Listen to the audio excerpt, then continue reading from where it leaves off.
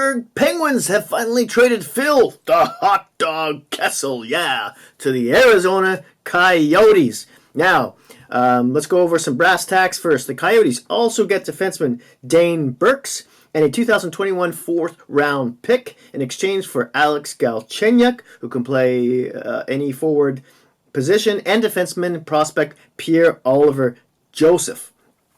Now, according to Bob McKenzie of TSN, Pittsburgh isn't retaining any money in this deal, which is huge. Kessel still has 3 years remaining on his contract at $6.8 million cap hit per year. Toronto retained $1.2 million of that when they traded him to Pittsburgh initially. And, of course, Kessel joined the Penguins in the 2015-16 season, and he was key in their back-to-back Stanley Cup championships in 2016 and 17. Galchenyuk was traded by the Canadiens last summer to the Coyotes. He recorded 19 goals and 41 points this past season. And the Coyotes selected Pierre-Olivier Joseph, the prospect we're talking about, with a 23 overall pick in 2017. So, after this deal, the Coyotes have just over $1.7 million left in their cap, plus the LTIR, mind you, from Marian Hossa, which accounts for $5.275 million. So they've got about $7 million they might be able to still wiggle around with there. The Coyotes finally get some scoring. They get the better player right now. They win this deal right now. In the future, we'll see. But, this is really really great trade for both teams. As we all know, the history, Rutherford tried to trade Kessel to Minnesota before. Kessel kiboshed that trade because he had a no movement clause. He had 8 teams on his list, and Minnesota wasn't one of them. The teams that were on the list who don't have the cap space or wouldn't want him, a la Boston, Toronto kind of deal. Arizona happened to be on that list, and just because of the relationship really between Rick Tocchet, the former assistant coach of the Pittsburgh Penguins, who helped smooth things out between Kessel and his head coach Sullivan, who have been known to have a lot of friction during his time there. So, but I digress for a second. Kessel last season, now he hasn't missed a game since 2012-13. When he was with the Toronto Maple Leafs, he only played 48 that season, and he still had 20 goals and 52 points, amazingly enough. Since then, he hasn't missed a game. And last season, of course, he had 82 points. The season before that, 92 points. During the 2 cup runs, he had 59 and 70 points, respectively. The issue is with Kessel is last season he was minus 19. Season before that, minus 4. During the cup run, he was actually plus 9 and plus 3. Those 2 seasons they won. His last season in Toronto was a minus 34. But, that could be attributed to a lot of things. Toronto was incredibly bad that season. Now, everyone knows Kessel has issues with fitness. He's a bit prickly on the bench, attitude-wise. And what he does in his off time can be questionable as well. There's a great article by Rob Rossi in The Athletic, which he released yesterday, actually, about why Pittsburgh needs to trade this guy. And I'll just wrap it up for you in a little nice little package here. He basically says, after Tocchet left, Pittsburgh was venting to Malkin because he wanted to play with him. He didn't want to play on third line, which is where Sullivan wanted him, which is where he played him during the first 2 seasons in which they won the Cup. Having spread out their offense, he helped balance everything out. But Kessel continued to want to play with Malkin, and he started venting through him to the point where he became the middleman, and Malkin's, rumored to just not even enjoy playing with him anymore.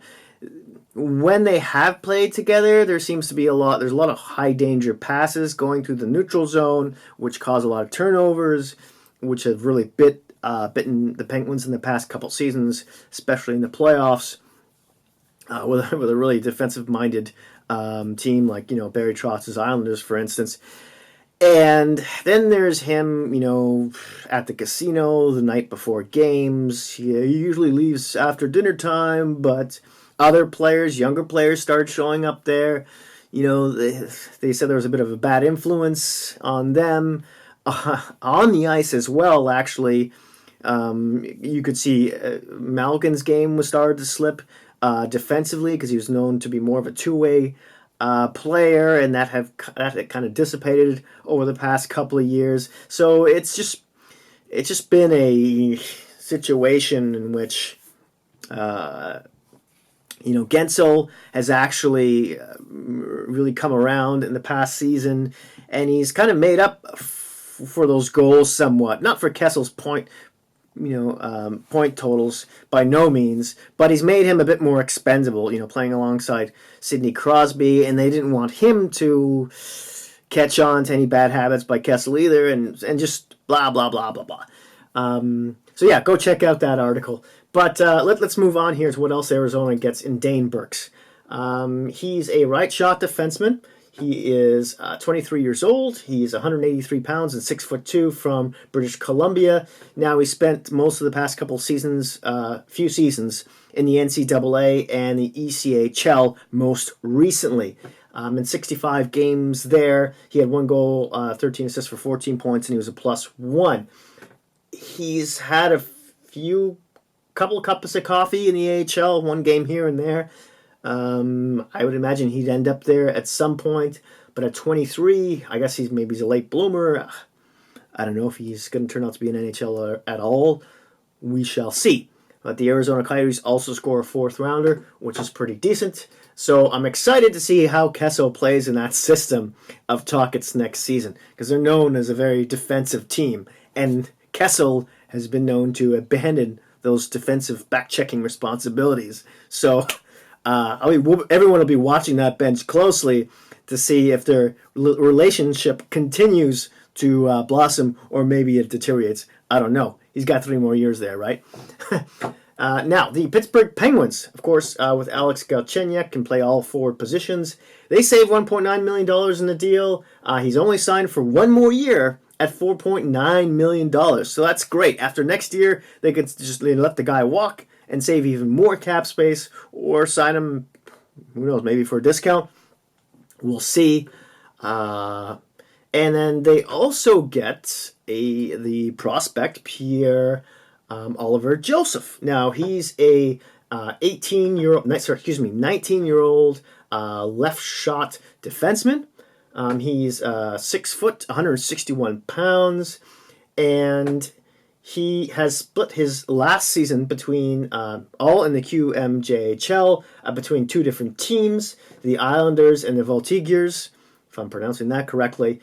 And in 62 games, he had 9 goals and 47 points, and was a +36.